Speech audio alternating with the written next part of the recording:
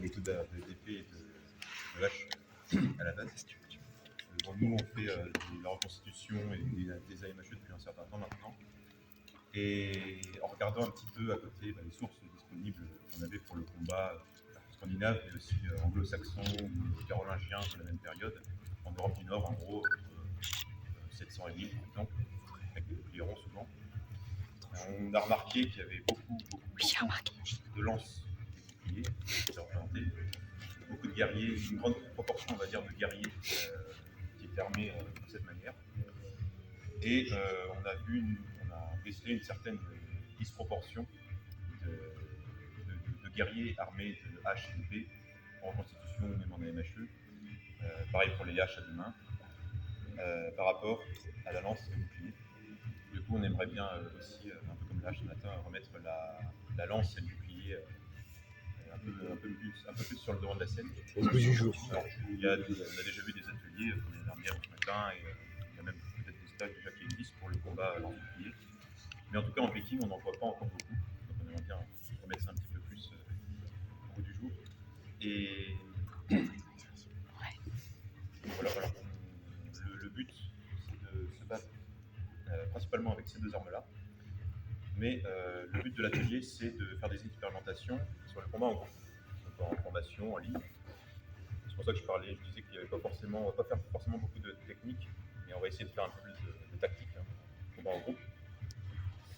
Donc la subtilité, c'est que j'aimerais bien que environ 80% des combattants de chaque équipe qu'on va faire soient armés de cette manière, avec une arme de poing évidemment, hache ou scramasax comme vous voulez.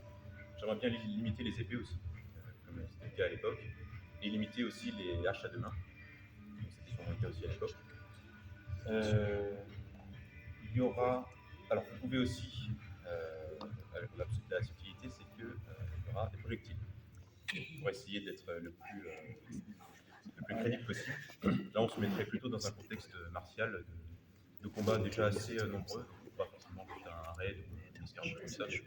Un combat où il y aurait assez de combattants pour que deux lignes se forment, qu'on se batte en ligne, et qu'un combat assez long s'engage. Et du coup, il y aura des projectiles. Donc, typiquement, dans une équipe, j'aimerais bien 80% de lanciers, de lance-boucliers. Vous prenez autant de javelots que vous voulez. Vous pouvez emporter. Vous pouvez les lancer au début ou pendant. Vous pouvez lancer absolument quand vous voulez. Sauf si votre chef, un chef, vous ordonne de les lancer au début, c'est un moment précis. On discutera. Et donc, il y aura, je pense, selon les armes qu'on a, un archer, un ou deux tirailleurs aussi, par équipe, qui ne fera que ça, qui sera là pour vraiment mettre la pression de l'exercice. Et voilà, et donc le but c'est de regarder un petit peu comment on pouvait se battre avec ces deux armes-là, qui étaient, on pense, beaucoup plus présentes que d'autres sur un engagement de ce type. Et avec toujours le stress et la pression mise par les projectiles qui peuvent arriver. Donc vous verrez, c'est pas hyper dynamique. Moi j'ai l'impression que ça tend plus vers le combat d'endurance, où on se scrute, on tire bien la formation, puis on se titille, on essaye, on teste des choses, des fois il y a des accrochages un peu plus violents, mais c'est assez statique. Mais c'est pas moins fatigant parce que c'est assez stressant, on est toujours en garde. On doit faire face à celui qui est en face de nous, on peut se prendre des coups en diagonale, il y a beaucoup de coups qui viennent en diagonale, et il y a des projectiles qui peuvent arriver un peu de n'importe où aussi. Donc c'est assez statique, mais c'est pas forcément moins intense. Voilà, et puis le but c'est aussi de tester un peu de commandement et d'ordre. Il y aura un chef par équipe, peut-être un ou deux sous-officiers si vous arrivez à vous organiser assez. En général, ce qui se passe, c'est qu'il y a un chef qui reste assez protégé derrière la ligne, qui regarde ce qui se passe et qui donne les ordres. Donc ça va être pareil, assez simple, ça va être avancer ou reculer, avancer de temps de pas, reculer de temps de pas, appuyer sur la gauche, écartez-vous, lancez des javelots, reculez un peu, etc. On pourra tester même des charges à la fin, éventuellement.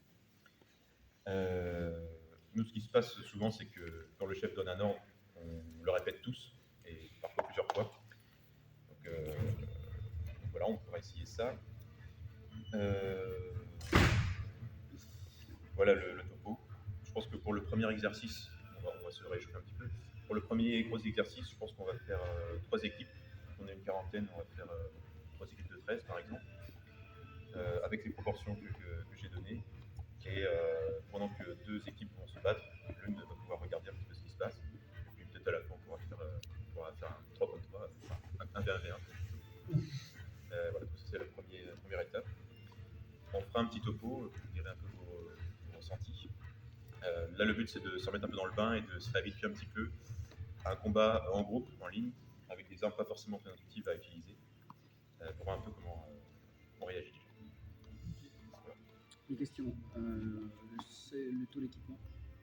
Comme vous le sentez, j'imagine que S'il y a des projectiles, c'est mieux d'avoir des vestes. Il faut avoir au moins une veste. ouais. Casque obligatoire, forcément. Dans la mesure où vous ne connaissez pas forcément tous, peut-être Oui, masque obligatoire. masque obligatoire. Masque, gants, veste, ouais, c'est une organe. Pour les gars, la coquille, c'est pas de mise. Voilà. C'est vrai que Voilà. même si c'est La blindé, il flèche y aura dans des la cuirasse, projectiles. ça Il y a des flèches qui sont elles font pas mal. Il y a eu un crash. Elles tapent fort. C'est lourd. Les flèches, c'est le truc de soft archery. Peut-être que tu voudras aborder ça à la fin. J'en ai des que j'ai fabriqué moi qui sont un peu plus. Tu as toi en tête. Je les ai essayés sur des cibles statiques, mais pas en combat. Les cibles statiques, c'était des vrais gens. Les sources pour les Vikings, c'est un peu compliqué. Un peu de sources sur le combat, des sources archéologiques, on dit. Il y a les sagas, c'est des textes littéraires. Par contre, nous, on a regardé un petit peu ce qui se faisait autour, les peuples que les Vikings auraient pu combattre. Donc, chez les Anglo-Saxons, chez les peuples germaniques en général, et chez les Carolingiens, par contre, on a pas mal de manuscrits où il y a des scènes de combat qui sont représentés. Et c'est là où on trouve énormément de lances et de boucliers. On voit même très peu de combats tant à la lance, à deux mains même. Ça se comprend assez bien parce qu'à l'époque, une minorité de combattants avait des armures, des hauberges, des côtes de mailles. Tout le monde n'avait pas forcément non plus de casque en fer. Et il y avait très souvent, que ce soit en bataille ou dans d'autres contextes, des projectiles. Donc le bouclier était l'outil principal pour la défense. Et puis la lance, pareil, très peu coûteux à faire, très ancienne, très connue. Et surtout, pour les Scandinaves, mais aussi pour les Anglo-Saxons et les Carolingiens, qui ont tous plus ou moins des origines germaniques. Quand on sait que la lance chez les Germains était une arme tout à fait noble, qui n'était pas du tout une arme de paysan, on se dit que c'était pas du tout. C'était tout à fait possible aussi que la majorité des gens se battent à la lance, même les chefs. On a des poèmes anglo-saxons, ou même encore dans les sagas plus tard, où des chefs qui commandent parfois des centaines d'hommes et tout ça se battent dès le début à la lance par exemple. On a aussi des pointes de lance en archéologie qui sont gravées, des pointes de lance en acier damassé. Donc c'était pas du tout une lance, l'arme du pauvre, c'était aussi utilisé par les guerriers professionnels et les aristocrates. C'est l'arme préférée d'Odin. Tout à fait. Et donc, voilà. Donc là c'est centré sur la lance et la formation. Il y a des lois chez les Norvégiens qui obligent les mecs à avoir On les voit aussi dans les textes de loi qui régissent les levées de troupes chez les Anglo-Saxons et les Carolingiens, où il y a systématiquement des lances aussi. On pourrait discuter des sources un peu plus en détail après. Allez. Est-ce que